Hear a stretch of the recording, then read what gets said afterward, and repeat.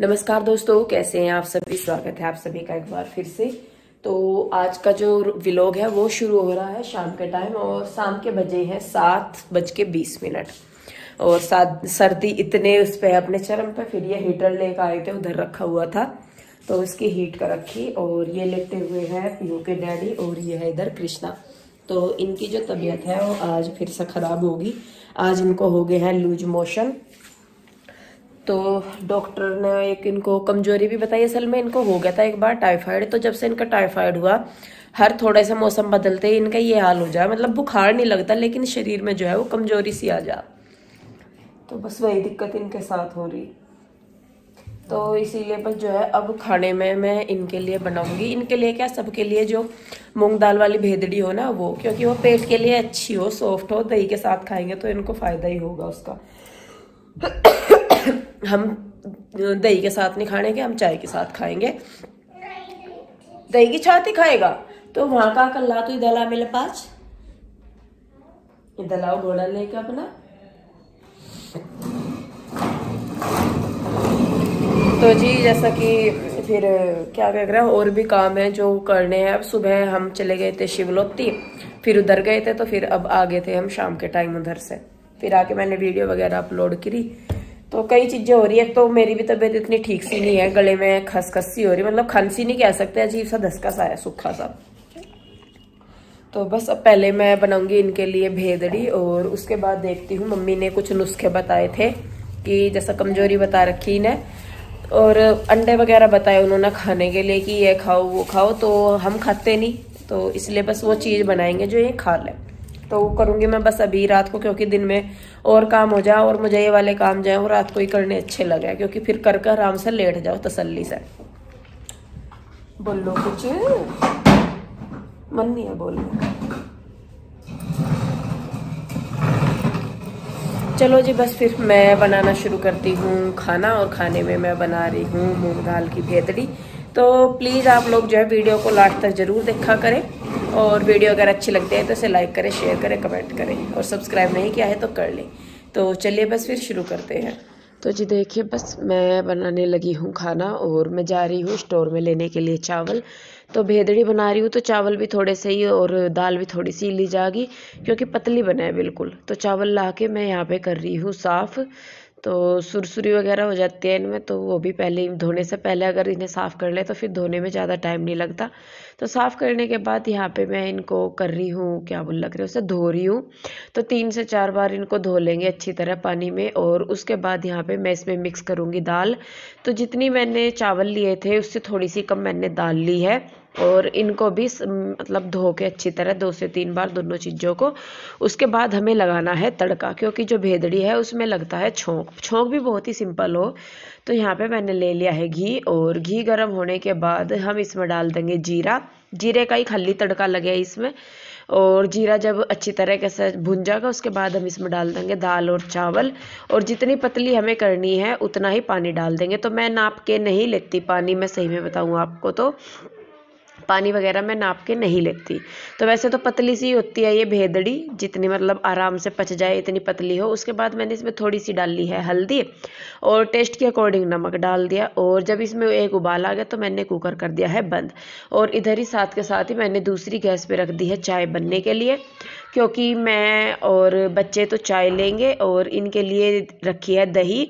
तो वैसे तो देखिए ठंड है, लेकिन इनकी तबीयत ठीक नहीं थी, पेट के लिए इनके दही ज़रूरी थी, और चाय जो है इनको थोड़ा सा नुकसान देती। तो बस देखिए यहाँ पे भेदड़ी बन गई है, और अब मैं लगा रही हूँ खाना सबके लिए यहाँ पे। तो सबको दे रही हूँ मैं, क्यों हम सारे के सारे एक साथ ही खाते हैं ज़्यादातर तो। और चाय भी बन गई थी, तो यहाँ जिसके लिए चाय लेनी उसके लिए चाय ले ली, और इनके लिए दही ले ली मैंने। तो बस देखिए खाना लग गया है यहाँ पे, कान्हा जी को भोग लगा के अब हम भी यहाँ पे खा रहे हैं खाना। और ये मतलब जो सबसे हल्का और पचने वाला खाना जो है वो यही हो। और इस टाइम पे जब पेट ठीक ना हो तो ये सबसे हेल्दी खाना होता है, ताकि पेट को भी पचाने में आसानी रहे, इसे ज़्यादा मेहनत ना करनी पड़े। तो जी देखिए, बस खाना वगैरह खा के उसके बाद मैं यहाँ पे करने लगी हूँ बर्तन साफ़। और साथ के साथ ही मैं करूँगी अपने किचन भी साफ़, क्योंकि जैसे देखिए जो हैबिट है रोज़ की वो तो है ही, और जो काम है रात के करने के वो भी मैं ज़रूर करती ही हूँ। हालांकि इसके बाद अभी बहुत सारे काम है, तो मैं कहा चलिए पहले ये कर लूँ, उसके बाद देखूँगी फिर कैसे कैसे क्या क्या करना है। तो जी किचन का काम मेरा निपट गया है सारा। तो जी किचन का काम निपटा लिया है मैंने सारा। और बच्चों चलो कपड़े बदल लो अपने, अब जा लेटियो। चलो पैंट बदल लो, कपड़े कल को यही कपड़े डालने हैं बेटे, सूखते नहीं है ठंड में। चलो राजा बाबू आप लेटो, अभी क्या करो। चलो जी बस फिर मैं भी थोड़ा सा रेस्ट करके 8:30 तो हो गए, थोड़ा सा रुक के फिर लगूंगी अपने काम पे। तो जी थोड़ी देर रेस्ट सा करके पहले मैंने सोचा कि कृष्णा को सुला लूँगी, पर जो कृष्णा है वो सोने वाला कहाँ। उसको ये है कि मम्मा ही मेरे पास लेटेगी तो ही वो सोएगा, नहीं तो वो जल्दी से सोता नहीं, किसी और के पास लेट के भी नहीं सोता। तो इसलिए बस फिर मैं कहा चलिए ये तो जो है इसका तो लग नहीं रहा ढंग की ये सोएगा, तो मैं अपना काम कर लेती हूँ। तो यहाँ पे सिलेंडर रख दिया है मैंने बाहर, और बस थोड़ा थोड़ा करके जो है वो सारा सामान मैं ले आऊँगी यहाँ पे बाहर ही। तो जो ड्राई फ्रूट है मैं बना रही हूँ, सही में बताऊँ तो बेसन के लड्डू ड्राई फ्रूट वाले। तो पिछली बार मैंने जो है वो आटे के बनाए थे, तो पसंद तो वो भी आए थे, लेकिन जो मेरी बेटियां हैं उनको बेसन के लड्डू ज़्यादा पसंद है। तो वो कह रही थी कि मम्मा लड्डू आटे के मत बनाना, बेसन के बनाना। और फिर ये है भी जी जो बच्चे खा लें वो सही है, हम तो कुछ भी खा लेते हैं, बड़े जो हैं वो तो सभी कुछ खा लें, लेकिन बच्चों को खिलाना मुश्किल हो, और फिर अगर उनकी जब बना ही रहे तो उनकी पसंद का हो जा तो और अच्छा। तो जब मैं ये काम करने लगी तकरीबन 9:30 के हेर फेर में हो गए होंगे जब मैं इस काम पे लगी थी। तो सामान वगैरह रखने में तैयारी करने में भी 10-15 मिनट लग जाती है सारी। तो यहाँ पे मैंने रख दिया है घी गर्म करने के लिए, और ये घी वही है जो मैंने मलाई से इकट्ठा किया हुआ है। और यहाँ पे देखिए जो भी सामान है ये मैंने मंगवाया था, इसको मैं आधा आधा करूँगी, मतलब जितना भी सामान है। मैं से बताऊँ तो मुझे नहीं पता कि ये सामान कितना है, कितनी कितनी मैंने चीज़ लिखी थी, लेकिन जो भी सामान था उसका मैंने आधा आधा कर लिया। तो सामान वही है अपना, जो मखाने हैं, काजू है, बादाम है, किशमिश है, सूखा गोला है, और गोंद है, मगज के बीज हैं, और आपकी इच्छा है ही जो आप इसमें डालना चाहे। अलसी के बीज में इसलिए नहीं डालती क्योंकि वो बहुत ज़्यादा गर्म हो जा, अलसी के जो बीज हैं, और बच्चों के हिसाब से मुझे लगा कि वो ज़्यादा गर्म है इसलिए मैंने डाल लेनी। क्योंकि देखिए बच्चों को तो पता नहीं लगता, जब उन्हें कोई चीज़ अच्छी लगती है तो वो खाते रहते हैं, तो फिर नुकसानदेह, उससे तो अच्छा है कि मैं ना डालूँ। तो देखिए सामान सारा मैंने निकाल लिया है, जितना भी सामान था वो सारा आधा आधा कर लिया मैंने। गोंद जो है वो 100 ग्राम था तो वो मैंने जू का तू रखा। उसके बाद यहाँ पे कढ़ाई में मैंने ले लिया है घी, और थोड़ा एक एक करके मैं सारी ही जो ड्राई फ्रूट मैंने लिए है वो मैं भून लूँगी। मीडियम आंच पे भुनेंगे और कलर ब्राउन होने तक या गोल्डन सा होने तक इनको भुनेंगे, कम आंच पे ही लगातार चलाते हुए। तो जो भूनने के बाद है इनमें ना टेस्ट अच्छा आ जाता है बहुत ही। आप चाहे तो इनको ऐसे भी रख सकते हैं, लेकिन अच्छा लगता है जब इनको भूनते हैं ना, तो क्रंची क्रंची सा इनका जो टेस्ट है वो आ जाता है। तो देखिए यहाँ पे काजू बादाम मैंने भून लिए, और उसके बाद यहाँ पे मैं कर रही हूँ गोंद भून रही हूँ। तो गोंद जैसा मैंने बताया 100 ग्राम था, और जो गोंद है ना वो कई तरह का आता है। तो एक आता है बड़े बड़े पीसेज वाला, तो आप उसे लेने से अवॉइड करें, क्योंकि वो जो है वो बाहर से तो सिक जा लेकिन अंदर से वो कच्चा रह जाए, तो फिर वो दांतों वगैरह में चिपके, और कच्चा है तो मुझे लगता है कि शायद नुकसान भी देता ही होगा अगर कच्चा है तो जो छोटे छोटे से दाने आते हैं ना वो वाले लीजिए आप गोंद के। उसके बाद देखिए गोंद के बाद जो है मैंने मगज के जो बीज है वो भुनने हैं, वो भी बिल्कुल मैंने तो जैसा गोंद निकाला ना तो तेल गरम ही था, तो गैस बंद करके मैंने उसी गरम घी में, सॉरी घी गरम था, उसी गरम घी में मैंने उनको मगज के बीजों को भून दिया, क्योंकि उनको जो भूनते हैं ना तो वो एकदम से जल जा, तो इसलिए। तो मगज के बीज के बाद मैंने मखाने भून दिए हैं, और अब मैंने लिया है घी। तो घी जो है वो 250-300 ग्राम के लगभग ये होगा, और मैं बना रही हूँ आधा किलो बेसन के लड्डू। तो पहले तो मैंने वैसे तो सामान जो मैंने मंगवाया था 1 किलो बेसन के हिसाब से मंगवाया था, लेकिन क्योंकि मैं आधे के बना रही हूँ तो मैंने आधा आधा कर लिया है, और बेसन भी जो है वो आधा किलो है। तो छानिएगा ज़रूर, इससे क्या होता है जो बेसन है वो मतलब उसकी जो गांठ है वो हट जाती है और फुल्ला फुल्ला सा हो जाता है बेसन। तो बस आपको करना क्या है, जो सबसे ज़्यादा टाइम लगता है इसको बनाने में वो सिर्फ बेसन को भूनने में ही लगता है। कम आंच पे, बिल्कुल कम आंच पे हम इसको भूनेंगे तो कम से कम 1 पौन घंटा आराम से इस बेसन को भुनने में लग जाता है। अगर तेज आंच पे भुनेंगे तो बेसन ऊपर से काला पड़ जाएगा, लेकिन अंदर से उसमें कच्चापन आएगा तो वो अच्छा नहीं लगेगा, सारी आपकी मेहनत पे पानी फेर देगा। तो देखिए बस यहाँ पे मैं बेसन को भूनने लगी हूँ। और स्टार्टिंग में हमें ऐसा लगता है कि जो घी है वो कम है, लेकिन जैसे जैसे बेसन भुनता जाएगा जो घी है वो निकलना शुरू हो जाएगा, बेसन जो है वो घी को छोड़ना शुरू कर देगा। और मतलब जैसे बेसन पूरा भुन जाएगा तो बिल्कुल पतला हो जाएगा बेसन।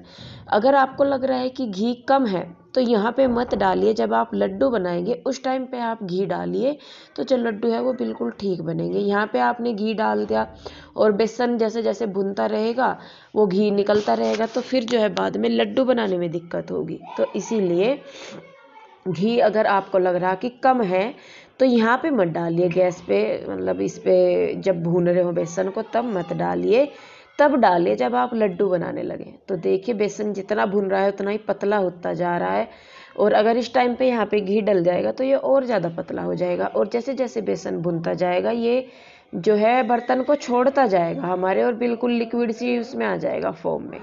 तो देखिए बस गैस बंद कर दी है मैंने यहाँ पे, और मैंने इसको थोड़ी देर रख दिया है ठंडा सा होने के लिए। तो जब तक ये ठंडा होता है तब तक जो ड्राई फ्रूट है उनको मैं पीस लूँगी। तो आप चाहें तो नारियल का बुरादा मार्केट से ले सकते हैं बना बनाया, मेरे पास घर में सूखा नारियल था तो मैं उसी को ही पीस लूँगी बारीक बारीक। और सारे ही मैंने जो है मिक्सी में ही कुटे हैं जितने भी ड्राई फ्रूट मैंने लिए हैं, क्योंकि उसमें क्या बोल लग रहा है थोड़े से माम जिस्ता हो तो अलग हो, जो मेरे पास है उसमें ऐसा लगे जैसे जान ही ना लगती हो। तो बस फिर मैंने जो है मिक्सी में ही पीस दिए सारे के सारे। तो ये लगभग जो है बेसन और ड्राई फ्रूट को मिला के 1 किलो से ज़्यादा हमारा हो गया होगा सामान। तो देखिए बस यहाँ पे मैं पीस लूँगी सारे के सारे ही। और हर बार क्या होता है कि मैं किशमिश मंगवाती हूँ लेकिन मैं डालनी उन्हें हर बार भूल जाती हूँ लड्डुओं में जब भी मैं बनाती हूँ, क्योंकि जो चीज़ें भून गई वो तो आगे रखी, किशमिश अलग रखी रह जा तो मैं उन्हें भूल जाऊँ फिर डालना। और मैं बताऊँ आपको ये सारे काम में मुझे बच गया था 1। और आप सोच सकते हैं कि मतलब दिन में भी काम करती हूँ मैं, और भी काम हो जाते हैं, घर के भी काम है, वीडियो बनाना भी है, वीडियो एडिटिंग भी है, फिर बच्चे भी हैं उनका पढ़ाना लिखाना, घर के काम सब कुछ हो जाता है। और फिर मैं ये काम करती हूँ रात को, क्योंकि जैसा कि मैंने पहले भी बताया तो रात को इसको करके फिर लेट जाते हैं तो इतनी मुझे थकान महसूस नहीं होती। तो देखिए यहाँ पे जो बेसन है वो क्या बोल लग रहा है उसे मैंने थोड़ा सा ठंडा सा हो गया था तो मैंने बूरा मिला दिया, और आधा किलो ही बूरा मैंने मिलाया। ध्यान रखिए मीठा आपको उतना मिलाना है जितना कि आपका बेसन है, ना कि सारी चीज़ों के हिसाब से, तो वो तो बहुत मीठा हो जाएगा। तो देखिए बूरा मिला के अच्छी तरीके से थोड़ा सा ठंडा होके हाथों से मसल दीजिए बूरा और बेसन को। उसके बाद जो ड्राई फ्रूट है उसमें उस मिक्सचर को डाल के हाथों से मसल लिया अच्छी तरह, तो जिससे कि जो मिक्सचर है, अब यहाँ पे इस जगह आके आप जो है वो घी डाल सकते हैं। अगर आपको लग रहा कि जो हमारा मिक्सचर है वो थोड़ा सा सूखा लग रहा, लड्डू बनाने में दिक्कत हो रही, तो यहाँ पे आप थोड़ा सा घी डाल के बना सकते हैं। तो जी देखिए बस लड्डू बना दिए हैं मैंने सारे के सारे, और इनको मैं ट्रांसफ़र कर रही हूँ दूसरे बर्तन में। और उसके बाद जो है मैं सारा सामान यहाँ से उठा लूँगी, सारा जो फैलाया हुआ है। और कृष्णा भी तब तक नहीं सोया था और ना रूही सोई थी, कृष्णा के डैडी और पीहू दोनों सो गए थे। तो जैसा कि मैं बात कर रही थी तो मैं ये काम जो है रात को ही करती हूँ, और आधी आधी रात हो जाती है मुझे इनको बनाने में करने में। लेकिन ये है कि भाई देखिए मेहनत करने के लिए आदमी को ना दिन देखता है ना रात देखता है जब वो मेहनत करता है।